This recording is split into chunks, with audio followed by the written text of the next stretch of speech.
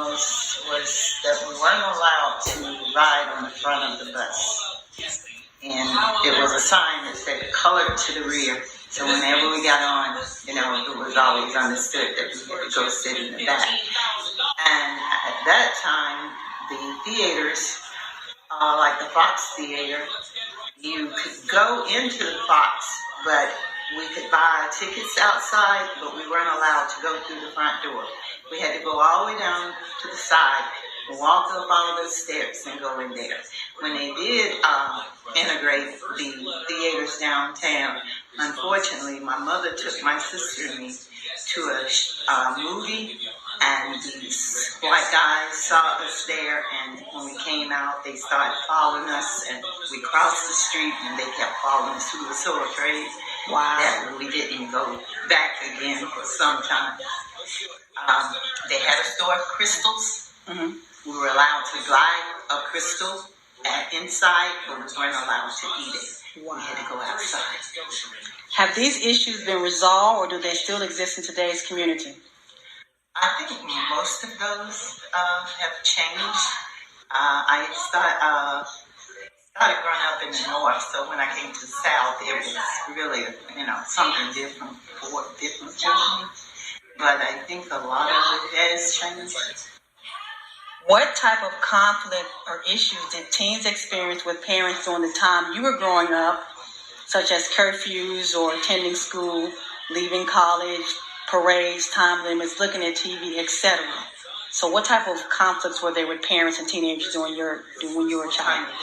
Conflicts that you parents and teens have when you were growing up? Well, one problem we had was the phone, because at that time you only had one line and you couldn't really talk to our boyfriends and everything. I had to be in at a certain time, and at that time we lived across the street from the church, and so my mom didn't want me coming in too late because we lived across the street from the church. How do those issues differ from what teens experience today with their parents? I think kids get away with a lot today. With them having cell phones, the parents are always able to know where they are. I have my niece and my daughter who have something on their children's cars, so they always know where they are. So it's so much easier to keep up with them these days. Name at least 3 issues in today's society you feel will have a negative impact on youth in today's society for many years to come. Definitely global change. Global warming, I think it is an issue that needs to be addressed now. I'm scared right now for my grandchildren, what they will have to deal with, how the politics that's going on right now. I still don't believe that blacks are being treated fairly, especially when it comes to voting as it is now, the precincts and everything. Even recently in California, what we had this week, a person had to wait 7 hours to vote. No one should have to wait that long. Share at least 1 to 2 issues which had a negative impact on young people when you were growing up as a teenager that still impact you to this day. Something that happened with young people. Something happened to you? Something that impacted young people when you were growing up that still has an impact on you today. The segregation, I think.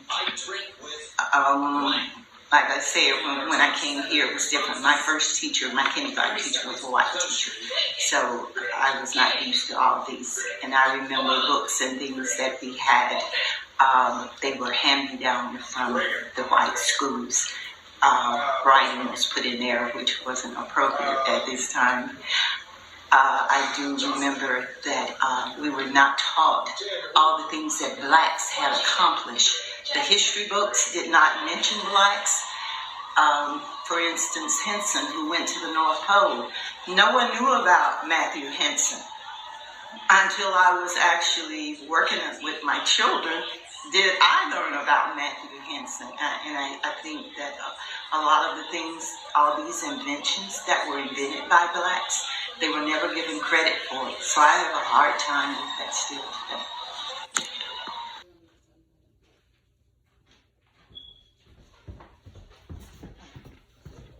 Describe racial issues / tensions during the time you were growing up as a teen. Well, I was born in the 70s, so the decade preceding that was the 60s, so there was a lot of racial tension. During the time I was growing up, there was more segregation, desegregation, I'm sorry. The most racial tension we had was that we had the white students in different schools where we would attend thought they were better than us, or they thought that they could just treat us any way we would take it. There's also racial tension now with blacks against blacks. The light-skinned blacks didn't like the dark-skinned blacks. That type of racial tension happened when I was a teenager. Have these issues been resolved, or do they still exist to today's community? No, those issues still exist today. There's still challenges with what people call now white privilege, where it seems like whites get treated better than blacks, or get paid more, or get more privileges. And yes, there's still black on black discrimination, and still the light skin, dark skin, good or bad discrimination.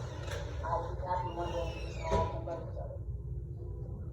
What type of conflicts / issues did teen experience with parents during the time you were growing up, such as curfew issues, attending school games, leaving for college, and stuff like that? Some of the issues that teens experienced then are kind of still now, because I'm a parent. Children always think they're right, they know everything. They want to have long curfews, they want to come and go when they please. They don't want to do their chores, they want to do everything they want to do, but they're not paying bills. So same thing now, me as a parent, as when I was a kid. How do these issues differ from what teens experience today with their parents?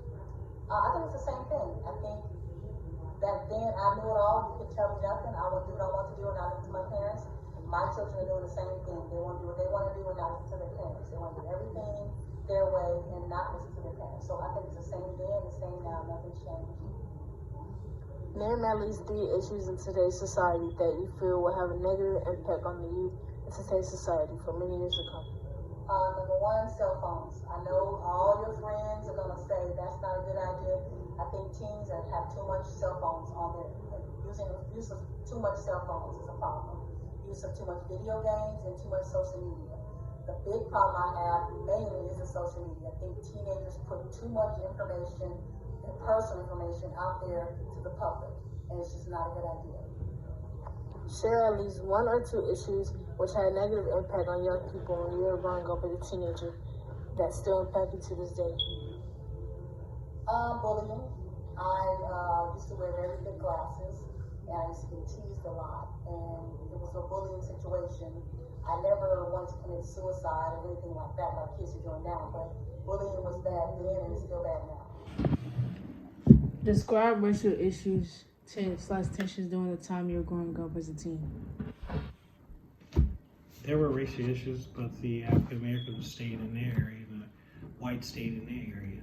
But when we had to work together, talk together, go to school together, there was always some type of racial issue, and it was known. Have these issues been resolved, or do they still exist in today's society? They still exist in today's society, but they're covert. When I was growing up, it was more overt. The last person hung by Ku Klux Klan was someone that my cousin knew in Mobile. Klans are not open like they were then. So it still exists, but it's undercover. What type of conflicts / issues did teen experience with parents during the time you were growing up as a teen, such as curfew issues and attending school games? Well, we had to be in the house by the time the streetlights came on. So whenever streetlights came on, we had to be in the house. But everybody knew each other in the neighborhood, so we would play and have fun together because the neighborhood watched over everyone. But when streetlights came on, we had to be home. How do these issues differ from what teens experience today with their parents? Teens get much liberal now. They have cell phones. We can track them on their cell phones. We can call them where they are. So we feel much safer with where they are. And then the racism is not as strong as it was during that time. So, it's much more relaxed than it was then. Name at least 3 issues in today's society that you feel will have a negative impact on the youth in today's society for many years to come. Immorality. They don't show as much respect for each other like they did when I was growing up. The absence of God in schools and public places.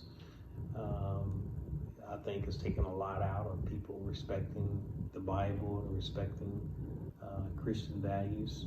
And then people just become more outward with their seeing the cursing, disrespect, and violence than they were when I was growing up. Last question. Share at least one or two issues which had negative impact on young people when you were growing up as a teenager that still impact you to this day. So when I grew up in my neighborhood, after segregation had taken place, most of the people that had money and power and influence had moved out. Most people in my neighborhood were blue collar. So we didn't have a lot of examples of very successful African Americans like you do today. And I think many of us set our goals based upon what we saw. Today, we have a lot of opportunities to see African Americans doing well, presidents of the United States, governors, many things like that. When I was growing up, we didn't have that. One reason on how this story connects to the society is because most ordinary people begin heroes, like Boo Radley. In reality, Boo is a good person who has not led a normal life. If more people would step up and help people, we will have a much better society than we have now.